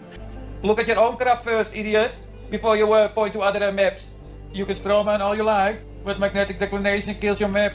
Strawman, he brings a Pac-Man across the screen when the entire time we've been showing everybody that the sun rises from Earth and sets into Earth, and that it does not travel above like it does in the AE map. That would be a physical sun, and we've been strictly against that. And only work on circular maps. Do you understand that simple fact? No. Only work on circling maps. No, the circling map doesn't work in any which way, shape, or form. Jason, would you just quickly explain how this map works? Just explain to them real quick how this works. So if you were looking at like a WGS 84 or something like that map, then you'd have to go to a magnetic declination map to find your correction. Why you not do that for your maps? To see if they make some sense? Trying to get people all confused about magnetics and magnetic declination. Well said. That is exactly what you guys are doing. And we used it. We found it. And what we realized was that it correctly declinates. It shows our realm with the least amount of distortions. Right? It does away with magnetic declination. No, your map makes a total mess of magnetic declination. No, it doesn't. So there is something, like, you've got to understand that when we first came out with the stereographic map, this was the best that we could assemble from what we were given. And we had to crop corners and trim and slide to get this alignment, because this is not the way the map originally came. And because of all that, we knew that there were missing parts of the map, that it wasn't all there, but this was the closest that we could have come to assembling something the way the CS Pierce was, the 1894 CS Pierce.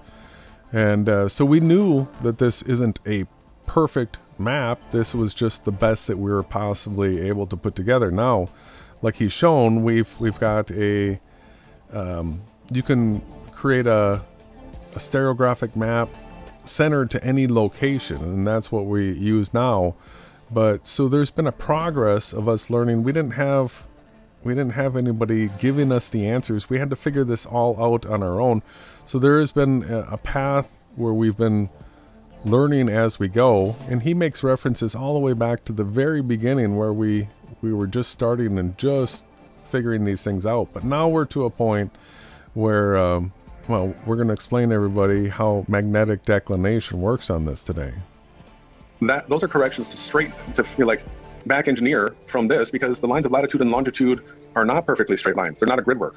Oh, it's not a grid work. You want to say these are magnetic declinations? And you can see right here why some place like South Africa would have heavy correction. The places that have the biggest swooping arcs here, when you go to the magnetic declination map, you're going to see that's where the correction's taking place. So I do know that magnetic declination maps show a 180-degree flip right where it's expected. That's so. I do know that magnetic. This is from the Stereographic Virtual Reality Explained video, and you'll see here 180-degree flip right where it's. There's a map of the magnetic lines, and notice this green dot over here. This is the one that we're going to be paying attention to in just a little bit. So yeah, it does flip 180 degrees along this line right here. Expected. And you can see, based on these lines of longitude, if they're the magnetics, you can completely understand why it would be that. So they're not the magnetics. They're not the magnetics. This is actually showing us where our North Pole celestial pole is and our South Pole celestial pole is, not magnetic poles. So that's something that we've had to learn along the way, and we'll be showing that tonight. That case. So, you know, a person in this area right here, for their compass to point north, they give you that magnetic declination map to give you that shortcut back up to the north, so you didn't go swooping down through the ocean here. Oh, you're telling us they don't point to magnetic north, but they are following these longitude lines. Is another proof that this would be the correct map of this world. I The mean, stereographic lines of so he doesn't reference any of the new content. He's gone back 6 years. Yeah.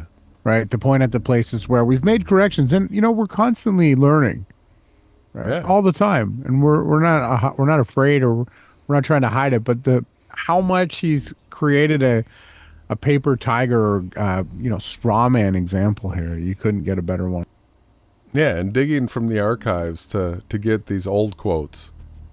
latitude and longitude eliminate the need for a compass declination map, and that's the reason why there's magnetic declination maps. The stereographic lines of latitude and longitude eliminate the need for a compass declination map, and then there are maps put out that actually will keep a person heading the correct north. The stereographic lines of latitude and longitude eliminate. So he's cutting back and forth between times where we've started to figure things out, and well, we've figured it out a whole lot more. We'll get into that. The need for a compass declination map. In reality, we have to have a secondary map that tells us where our compasses are off to readjust our. So he's making that point, and then what I want to show is Now let's start here. So here's a stereographic map. Lines become great circle routes. Let's try that.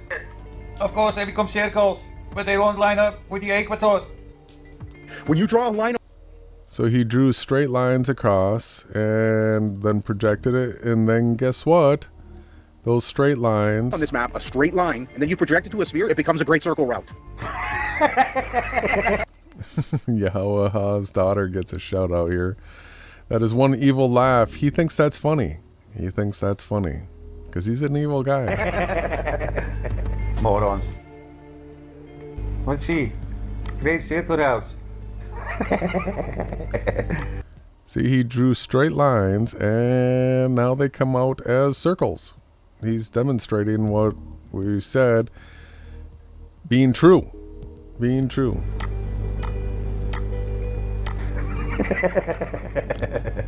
He just laughs.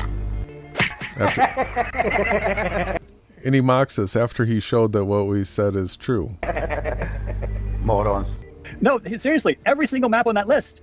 And there's a whole bunch of them. You know, Gall Peters. The Gall Peters. Not wraps around the sphere like you want. Of course it wraps around the sphere. But do you see? Your land masses are out of shape. You guys are confused with globe projections and map projections. Map projections are projections from a map, for example, the Mercator. The only map that wraps around the globe, like Globus 1, is the Mercator projection. How many times have you heard somebody talk about the Mercator map projection recently? Q loves it. He thinks that this one's, the Mercator is perfect. You've got Arwen that says Earth is a Mercator projection, right? So he takes a Mercator and he puts it on here, and let me start showing. Go ahead. He's got the correct UV three-dimensional mesh system set up to the Mercator. So it's dialed in to the closest accurate representation. Yeah, so let's take a look here at the Mercator. The Mercator is square. All right, do you see this? This is a square. And you see this grid work. These are the lines of longitude, the ones that are going north and south here. And at the equator, they are the shortest, and then they get longer and longer and longer to the north and south. All right, so this is absolutely irrational because these lines of longitude do not get longer to the north and to the south. Right, and this is square. So this is completely irrational. He likes the Mercator because when you wrap this to a globe, it looks the prettiest for him. But it's irrational. This doesn't match reality. These lines of longitude do not get longer.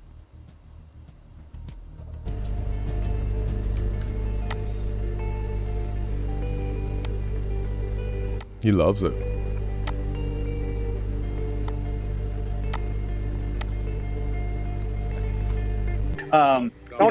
Conic projections. Every single map on that list. Every single one of them maps to a sphere. But conical map wraps around the sphere according to flat-earth map.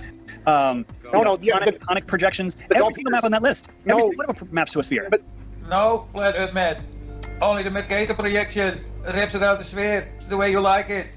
Idiot. This map right here, if you get the mesh networking right on Blender, the North Pole is completely on the North Pole, and Antarctica wrapped together like your duck finger. And absolutely, it takes minimal amount of work. Oh yeah, no, you have no argument with me there.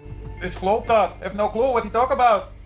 This map not wraps around the sphere because it's incomplete. So because he's misrepresenting it in his program, therefore Charles and us are wrong about the stereographic projection being the most accurate. If the Earth was then to be represented as a sphere, right, you need this one because what it does is it keeps the land masses from being skewed.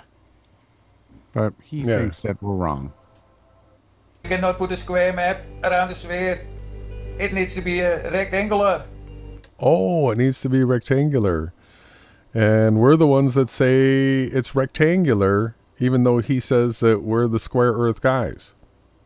Right? So rectangular, yes, that is what works. Rectangular. So let's wrap this around the sphere. Totally messed up.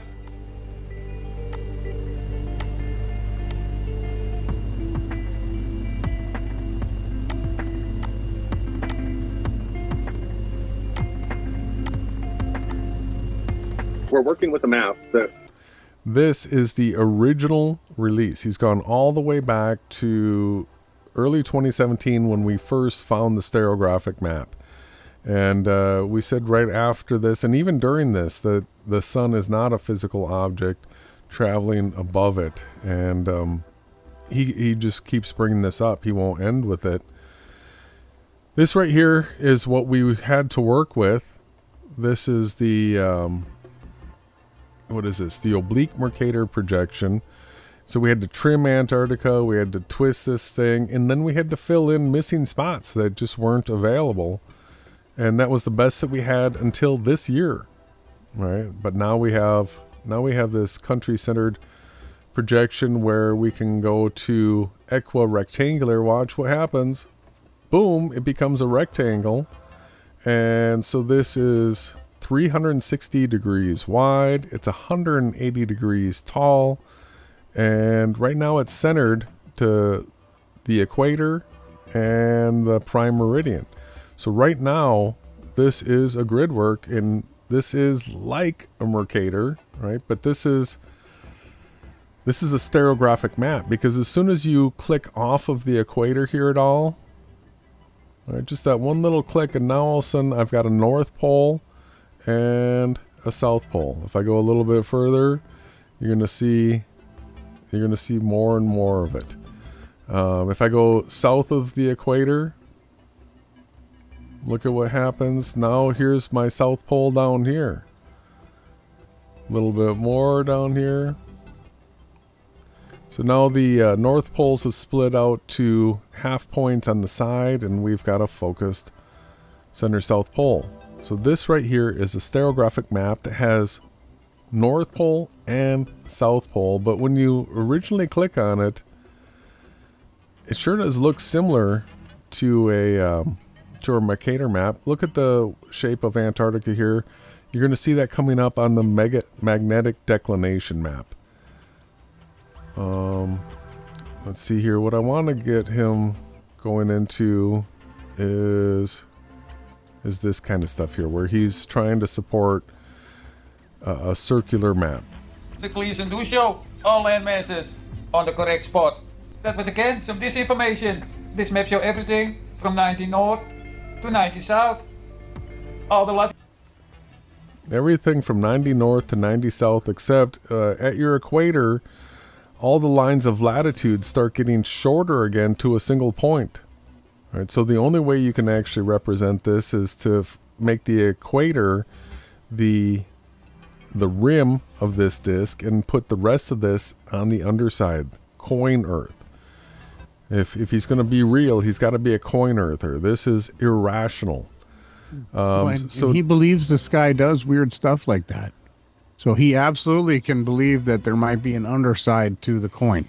It's absolutely right up the things that he talks about. It's up his alley. Absolutely. Yeah. So he's got a compass down here, and he's going to try to do this like David Weiss style, where north always points to this spot right here, even though he's trying to chirp us about magnetic declination, right? Latitudes and longitudes, and with the celestial data, you can use celestial navigation to get a fix everywhere on the Gleason's map. So tell me, which location is not on the Gleason's map? You guys clearly misrepresenting maps and make a bullshit on the fly to fit your needs. This one here is the most accurate. And let's jump up to here. And about magnetic declinations, do you understand, guys? Magnetic declinations don't work on square maps. No, they don't work on a circular map. They do work on a square or rectangular map. They try to strawman maps like the AE projection, which have a perfectly working magnetic declination. He's saying that the AE has a perfectly working magnetic declination. This is going to be fun blowing him up tonight. Retards, magnetic declination only work on round maps. Do you understand that, idiot? You guys claim to have looked into magnetic declination. Why you didn't check your map if it was correct? Maybe you two biblicals would like? If I make all square maps irrational. Hold on, give me a minute. I do one location to show your bullshit is totally wrong. All right, so he's got this magnetic declination tool that we're going to be using as well. Let's show. This is how he tries to strawman us. He takes that magnetic declination and he lines it up like this on the map as such, right? And then he says, oh no, this doesn't work. Then west would be more or less south, pointing to the South Pole. But there is no South Pole in that direction on your map. Do you understand that fact, idiots? Disinformation agents, they spread. Let's see, does he strawman us anymore here? He tries.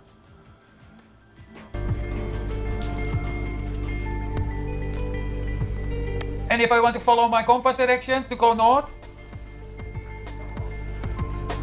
I have to go in this direction. You guys are demented. We'll show you how it works on our map and on Q's. Let's show him, try to show how it works on a circular Earth. Do you morons understand? A round map. This would be the magnetic declination. It matches more real. Do you notice where he's at? He is in Australia right now, and he is trying to point this towards the north. We're going to point out how dumb that is. Than your bullshit map. And if you follow the magnetic compass to the east or west, it will always point to the magnetic north. And east will be east and not south, like in your model, moron.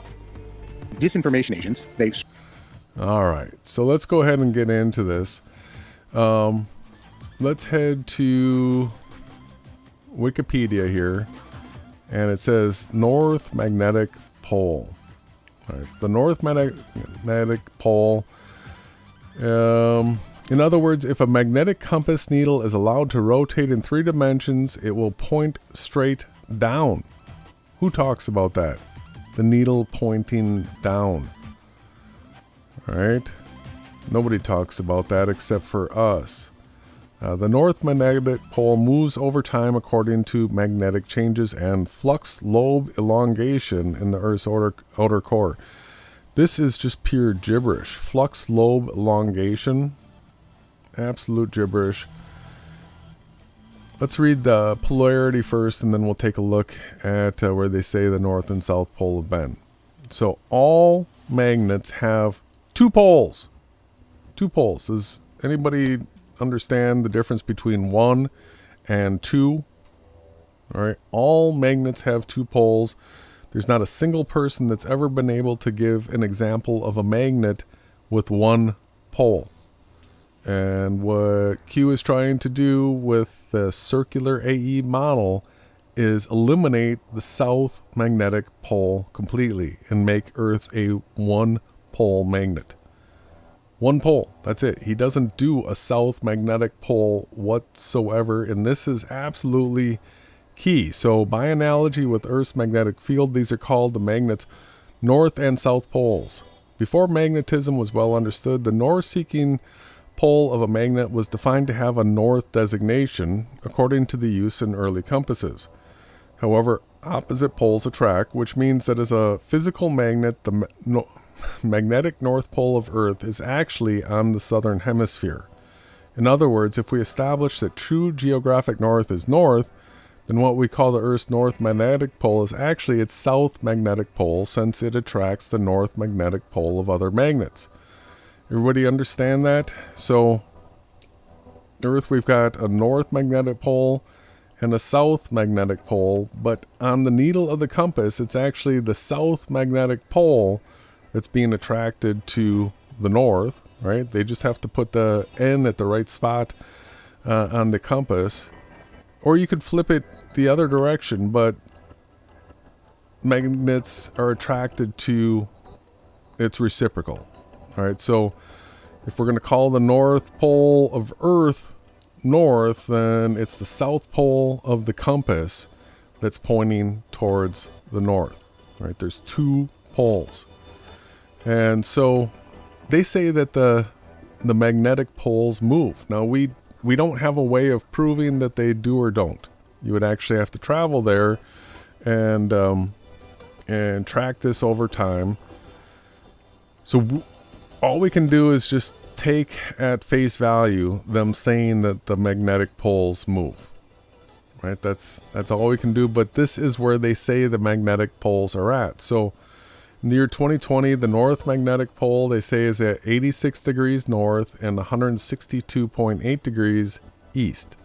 The south magnetic pole, look at how north this is, 64 degrees. So you have to be at 66.5 degrees in order to start seeing a never setting sun in both the north and the south. So this is actually north of where a 24-hour sun would be in south Earth, and then so these are the coordinates, and we'll look at those on some maps. The south magnetic pole, they say it started inland, but if you look at the progression here, they have it off the coast of Antarctica, out in the water here. Let's take a look at this article here about pole shift.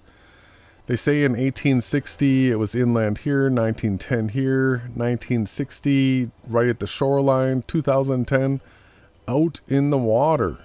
We'll show everybody where this is at. It says, while the speed of Earth's magnetic pole shift has drastically sped up lately, in the north it travels about 34 miles per year, they're saying.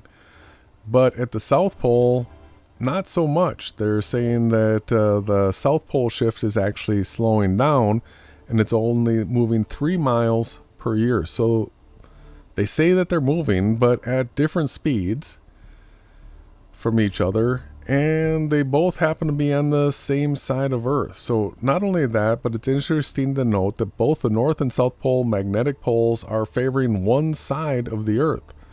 The South Pole is heavily favoring one side and continues to move farther away from true south. So true south is where you would stand and have sigma octans 90 degrees above you. Magnetic south is actually 1,800 miles away from that. So you see, you would have to be standing here to see sigma octans directly overhead, yet your compass is going to be pointed over here. All right, so when we originally were thinking, hey, why don't you go to the South Pole and walk around and with a compass and see if you can circle around that? Well, no, the magnetic pole is out here in the water between Australia and Antarctica. So an 1,800 mile difference in the south as opposed to a 380 mile difference in the north. I want to show everybody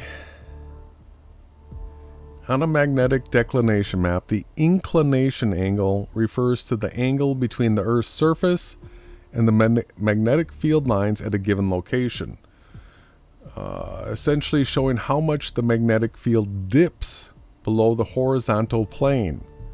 I mean, look at these terms that they've got, the horizontal plane. Unlike declination, which only measures the horizontal angle between magnetic north and true north, it is also sometimes called the magnetic dip angle. All right, so if we go to the tool that Q was using, this magnetic declination map, you'll notice that this really looks like what we saw, this country centered here. You see the shape of Antarctica here?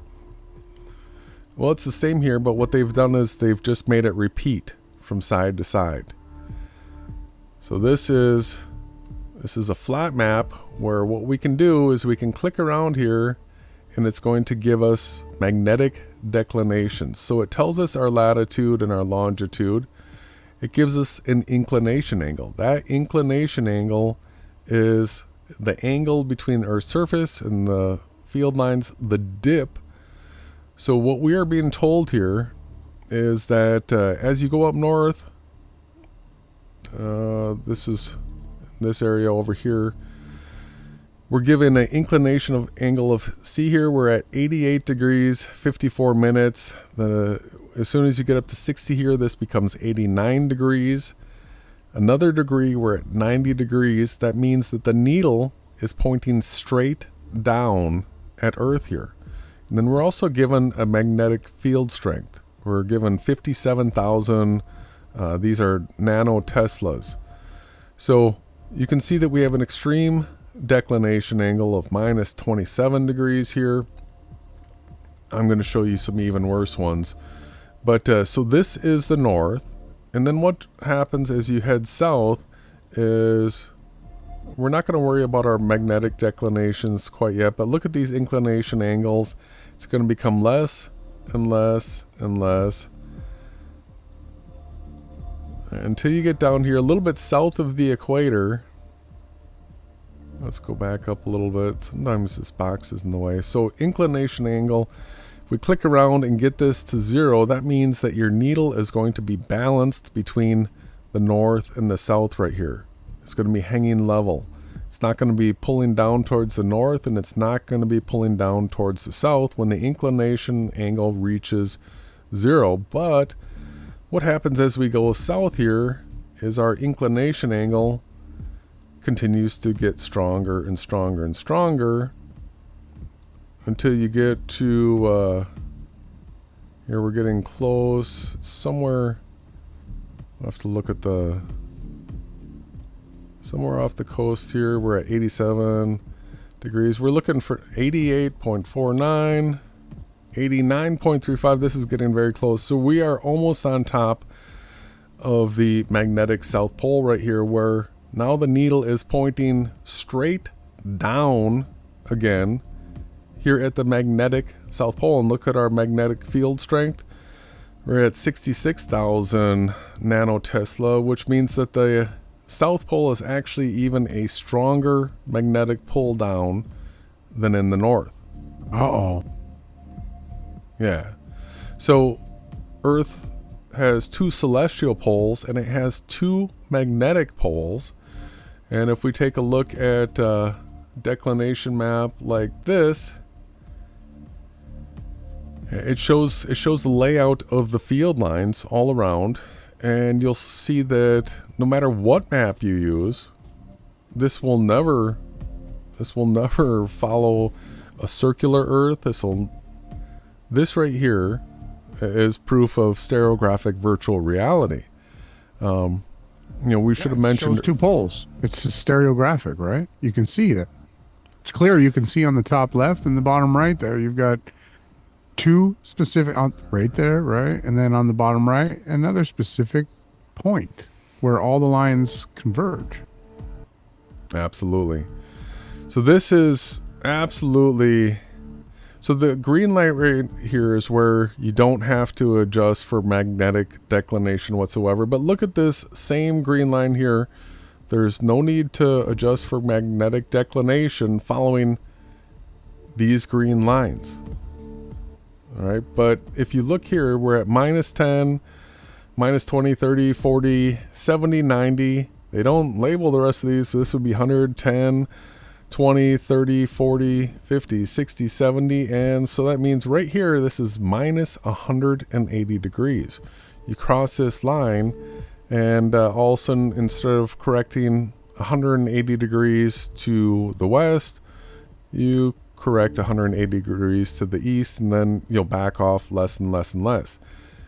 I've got a model here that's going to help us see how that all works, but I want everybody to pay attention to the magnetics here. There are 2 poles, and what's happening is the needle is actually tipping down to Earth as you get towards those. The field strength is increasing.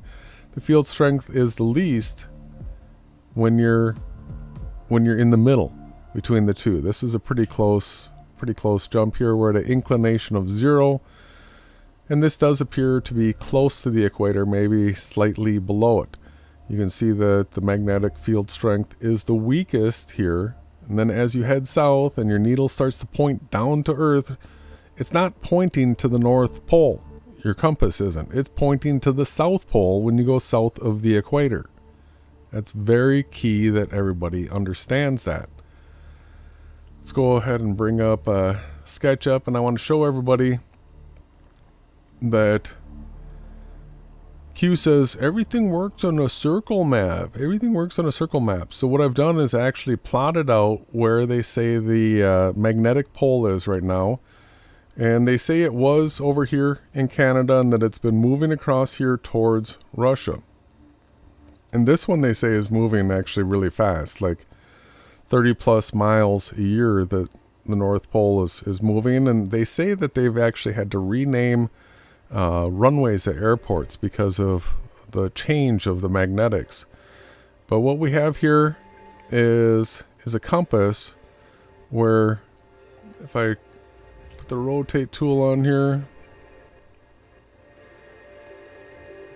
so when you are south of this, let's say you're in this peninsula of Russia over here, yeah, it's real simple. You've got it lined up where the celestial North Pole, if you're sighting Polaris and your North Pole is right here, then there's going to be no need for magnetic declination.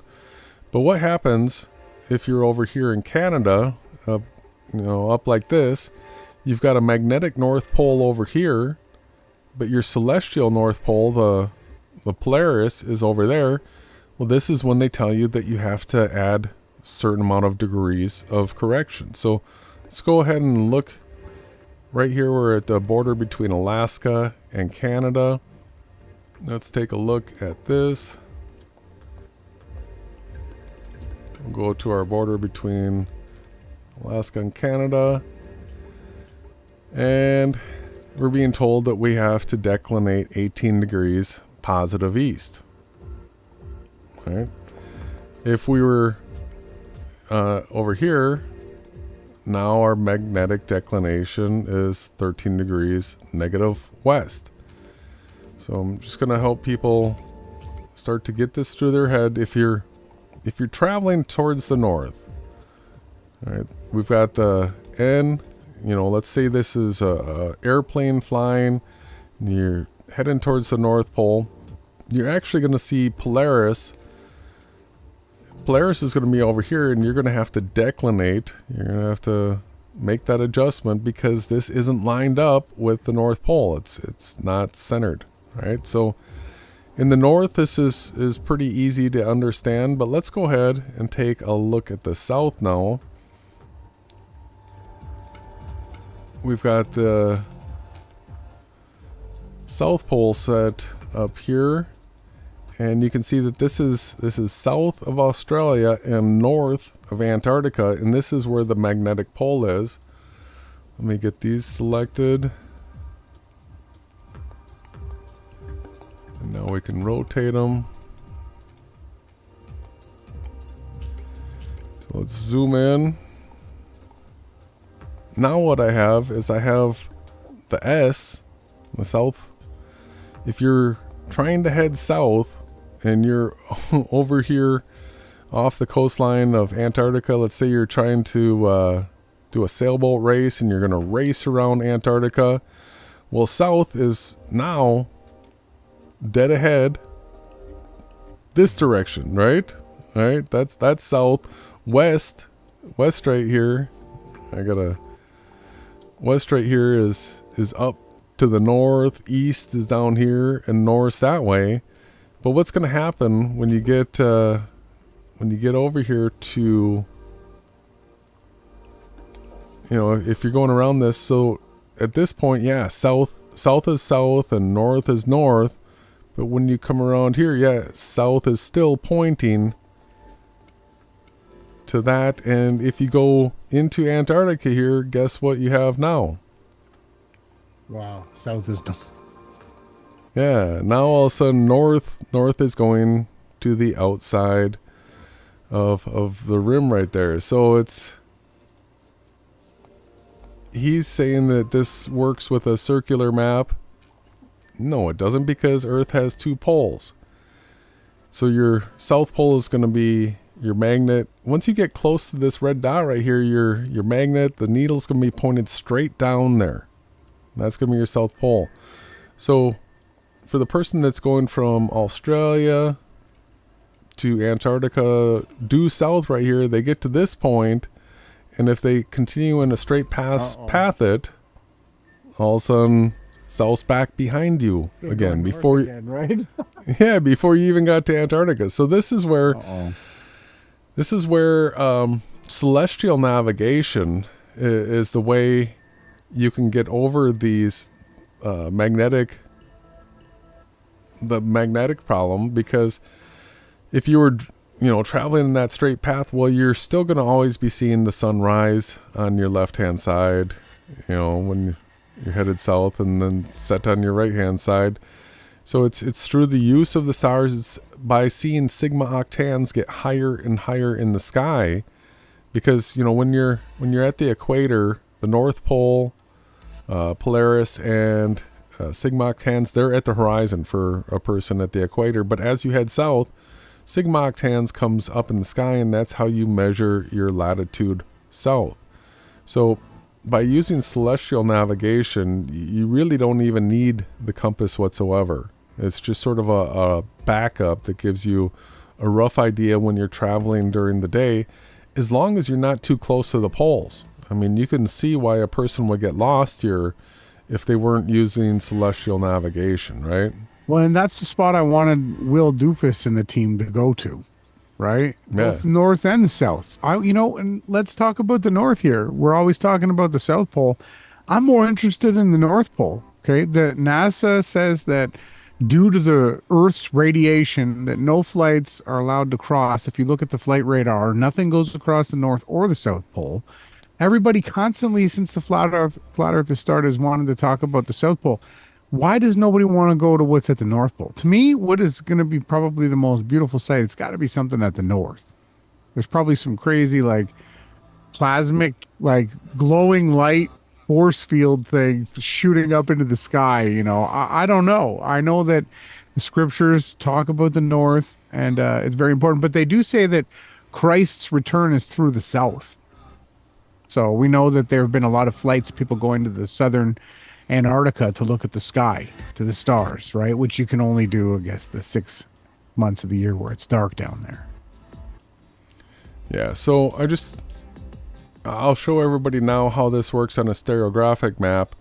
But the single pole map here, where you've got just the one North Pole, absolutely does not work with magnetic declination, because there is a South Pole, and so south of the equator, you're picking up the magnetics of the south, not the north. So imagine the person over here on the other side, they're south of the equator over here, but here's their South Pole magnet. That doesn't work whatsoever. It's a big fail. So many massive holes with that. But let's go ahead and bring up a stereographic map that has 2 poles. And so I've mapped it out on here, and these are the actual locations that they say the magnetic poles are at. So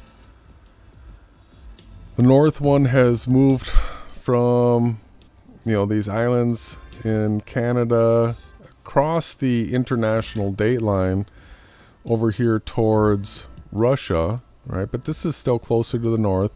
If you click on this, you can see that.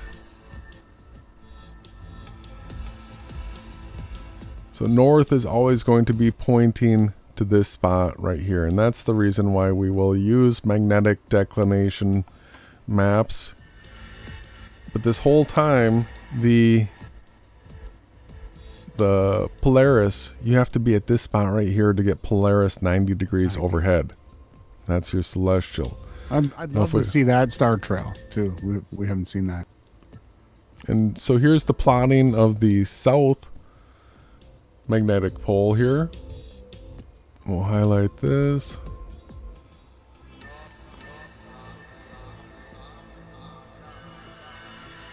So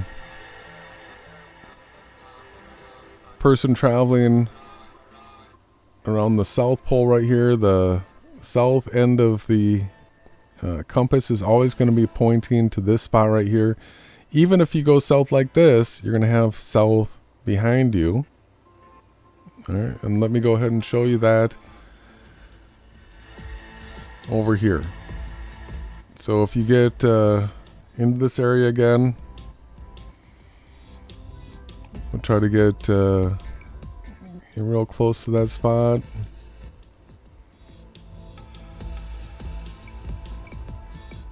All of a sudden we saw a huge jump here. Now our magnetic declination is minus 87 degrees. If I jump to the other side here, now it's plus 30 degrees.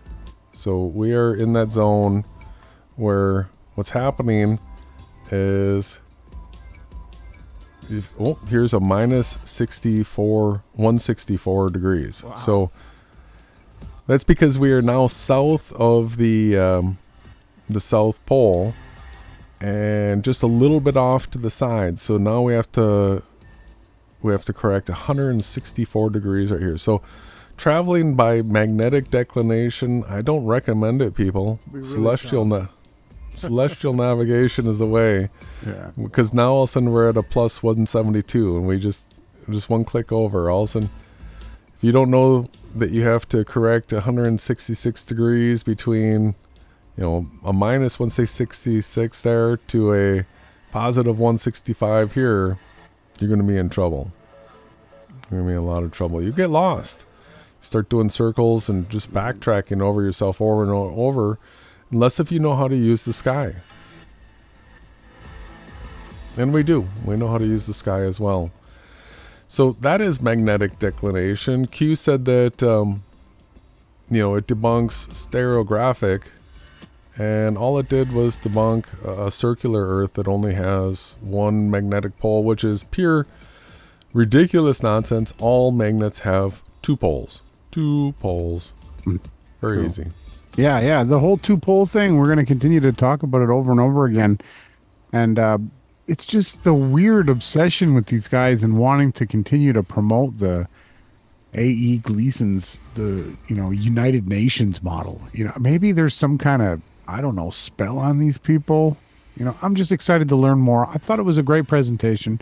I hope everybody tuning in got to learn a little bit more about what's going on here with these magnetic declination spots. And you now know why I asked Will Doofus, why aren't you going to the magnetic South Pole and showing us the test? Because it's nowhere near where they're going, right? Obviously, that it's not even anywhere near the south supposed pole, right? So all these anomalies, all these things tend to lead one to believe that, hey, you do not live on a sphere, right? This is not the way that it would work on a perfect, how did the guy say it? It's a perfect globe, right? The perfect globe would be, you'd have a due south and a due north of a globe, of a sphere, right? And a due east and a due west, would you not?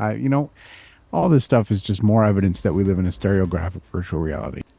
Well, and don't forget that the heliocentric explanation for magnetics in Earth is they say that Earth has a molten iron core. Yeah. But all you have to do is look up Curry Point to see that above a certain temperature, the metal isn't magnetic above a certain temperature. I think it's 100 degrees Curry Point. Yeah, and the molten core is supposedly way more than that, so Earth couldn't be magnetic. Could not. It's so crazy. And then the gravity thing, you've got these upward Earth risers. But that's a whole other topic for a whole other time. Yeah, we'll have to do that in the next Flat Earth Friday, which is going to be September 20th, and that's the day before the equinox. So it's going to be a huge equinox special that we do a week from now, and that is going to get us really close to the fall festival days. We're going to be getting into it pretty soon on the Hebrew calendar, and hopefully this is the year that the Great Tribulation kicks off, because I'm sick of these false dichotomies and circle earthers and upward rising earthers. I'm ready for that to all be done. Yeah, I'm excited too. Everybody, thanks for tuning in. Great job, Jason. Thanks to the moderator with the most. Thank you to the Goldsmith and everybody on the team. Thank you all for showing up tonight. Please leave a comment below with your thoughts on what you think took place. Matt, Boylan, Powerland, the Wizard, back again. Crazier than ever, selling some Jesus clay. We're gonna have to probably cover this again. So make sure you tune back in. All right, where's the only place people are going to get this content, brother? Only on the Yahawashai News Networks.